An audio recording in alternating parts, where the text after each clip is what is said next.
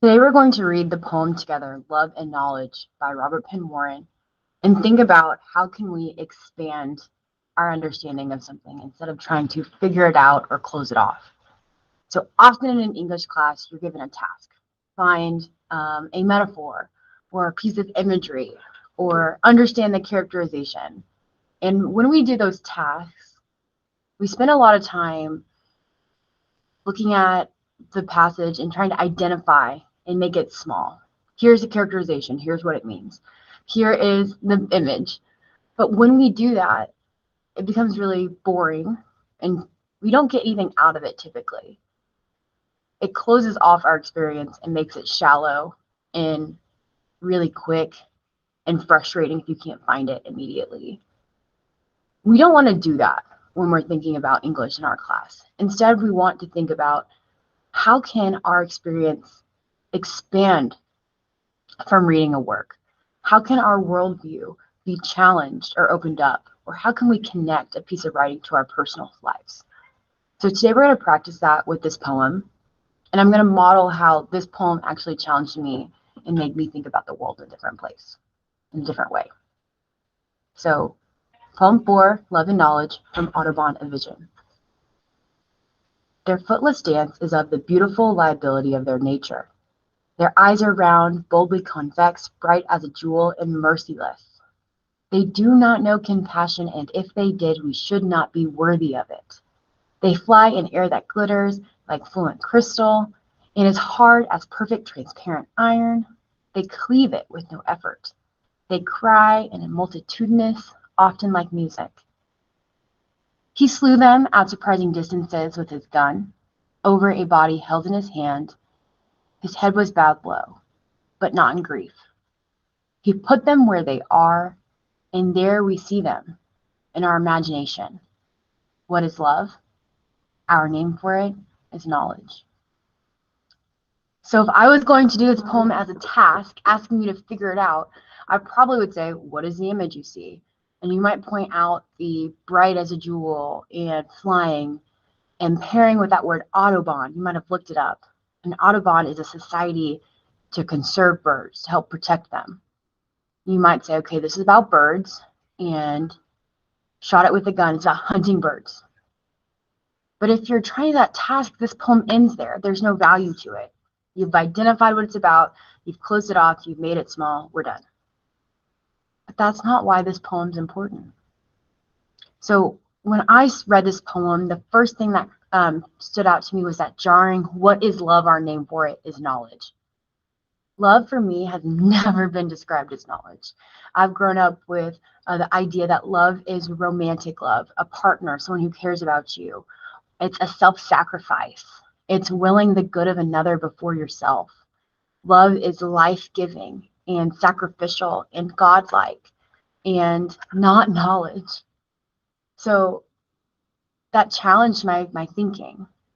And so I leaned into it and I started to think, okay, well, as a professor, as an academic, I love to learn. Knowledge is something that I love. And so I can see connecting those. But more importantly, when I love something, I want to learn more about it. So I can think about the fields I've chosen to study.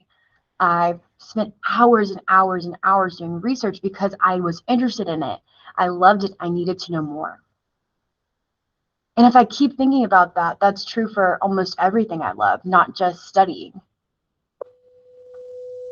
I love my family and I want to know more about them. I want to know how their day went.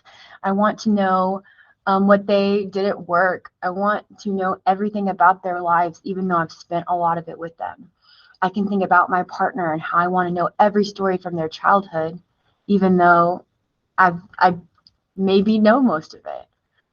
When I love something, I want to know more and more and more. And also knowing something is to love them. Loving a person is knowing them at their core to see who they really are. Wow. And I want to think, so maybe how does this actually connect to the Audubon? How does this connect to birds? Because obviously this poem is about birds at its depth. We have entire paragraphs about them, or stanzas. So when I think about the language, I'm coming into this with this knowledge of love and caring about it. And I'm thinking back to the way this is described, to have bright as a jewel, boldly convex brown eyes. I think beautiful, vulnerable, compassion. They don't know it. What does that mean? They're flying through glitter, crystals, and they cleave it without effort. They're strong and powerful. This description of birds is romantic. It's someone who loves and cares about them, who's been thinking about them deeply. The way they sing is like music. So why would he shoot them? How do we preserve something? By hunting it. That is challenging. And I'm thinking again, like, if love is knowledge, how does this connect to this idea of loving something so much you kill it? Well, self-sacrifice is a death to yourself, maybe, and that connects to love, but that doesn't feel right.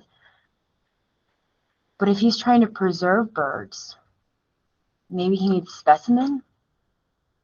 And if we think about, so we can see them in our imagination, like in a museum.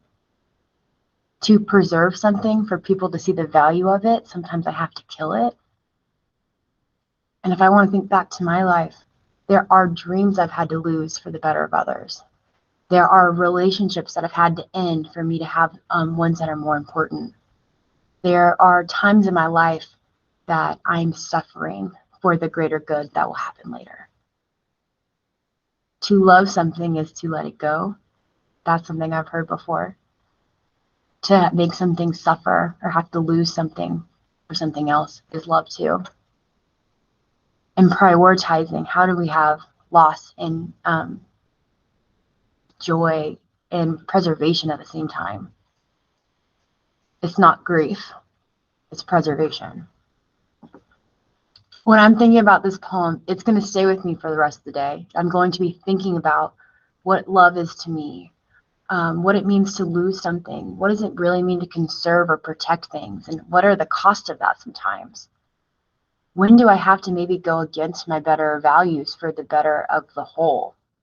Is that ever truly right? Is it right to hunt birds to preserve them? Is it right for me to lose parts of myself for others? When I think about that, this poem is way bigger than an Audubon Society trying to preserve birds for a museum. This poem makes me think about who I am. It helps me explore my definitions of my human experience.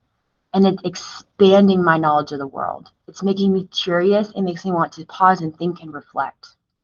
It's not telling me that life is suffering, or it's not some trite, oversimplified cliche. These are real things I can think about. And reading this, every one of us might have a different reaction. But the goal of good art, regardless of what kind of art it is for us to expand our thought and to reflect, not to close off and make it small. Good luck.